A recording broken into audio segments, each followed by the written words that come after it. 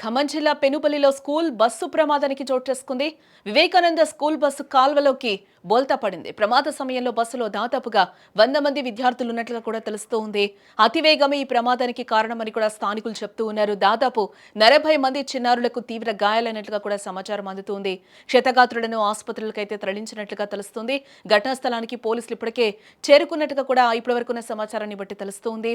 ఖమ్మం జిల్లా పెనుపల్లి మండలం గణేష్పాడు గ్రామ శివారులో పెను ప్రమాదం తప్పినట్లయింది. 100 మంది విద్యార్థులతో వెళ్తున్న వివేకానంద విద్యాలయం బస్సు అదుపు తప్పి కాల్వలోకి దూసుకెళ్లినట్లుగా కూడా తెలుస్తుంది. మనం వన్ సైడ్ విజువల్లో కూడా చూస్తున్నాం.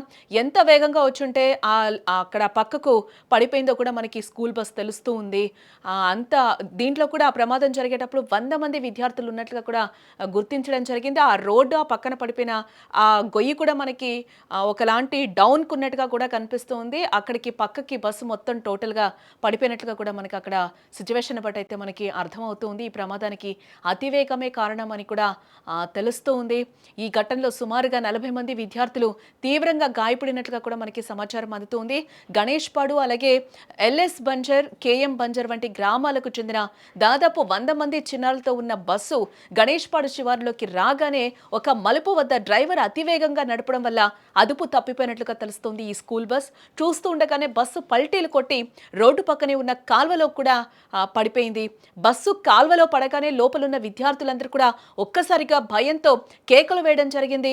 నీరుండడంతో ఏం జరిగిందో కూడా అర్థం కాక చిన్నారులందరూ కూడా అక్కడ వణికిపోయారు. వెంటనే స్పందించిన స్థానికులు అటు రైతులు కాలువలోకి దూకి అద్దాలు పగలగొట్టి పిల్లలనైతే బయటకు తీయడం జరిగింది. సమాచారం అందుకున్న విఎం బంజర్ పోలీసులు వెంటనే కూడా ఘటనా స్థలానికి చేరుకోవడం జరిగింది. గాయపడిన 40 మంది విద్యార్థులను కూడా వెంటనే పెనుపల్లిలోనే ప్రైవేట్ ఆసుపత్రులకి తరలించడం జరిగింది. మరికొంతమంది పరిస్థితి విషమంగా ఉండడంతో వారిని పొరుగు రాష్ట్రం ఆంధ్రప్రదేశ్లోని తిరువూరుకు తరలించడం జరిగింది. ప్రస్తుతం అక్కడ పిల్లలకు చికిత్స అయితే అందుతూ ఉన్నట్లుగా మనకి సమాచారం. చిన్నారులు ప్రాణాలతో చెలగాటమాడుతున్న ఇలాంటి విద్యా సంస్థలపై, ఇలాంటి బస్సులపై కఠిన చర్యలు తీసుకోవాలని కూడా స్థానికులు డిమాండ్ చేస్తూ ఉన్నారు. పరిమితికి మించి విద్యార్థులను ఎక్కించడం, డ్రైవర్ల నిర్లక్ష్యం వల్లే ఇలాంటి అనర్థాలు జరుగుతున్నాయని కూడా వారు ఆవేదన వ్యక్తం చేస్తూ ఉన్నారు. స్కూల్కి సంబంధించిన బస్సు గణేష్పాడు తర్వాత ప్రమాదవశాత్తు ఒక కాలువలో పడడం జరిగింది. నీళ్లు లేపడం వల్ల ప్లస్ మరియు అదృష్టవశాత్తు ఎవరికి ఏమీ ప్రాణాపాయం జరగలేదు. ఒక 20-25 మంది వరకు స్టూడెంట్స్ ఇంజురీస్ అయినాయి. వాళ్ళని హాస్పిటల్ తీసుకెళ్ళడం జరిగింది. ఆ తర్వాత కేసు తర్వాత మీకు పూర్తి వివరాలు తెలియచ్చు.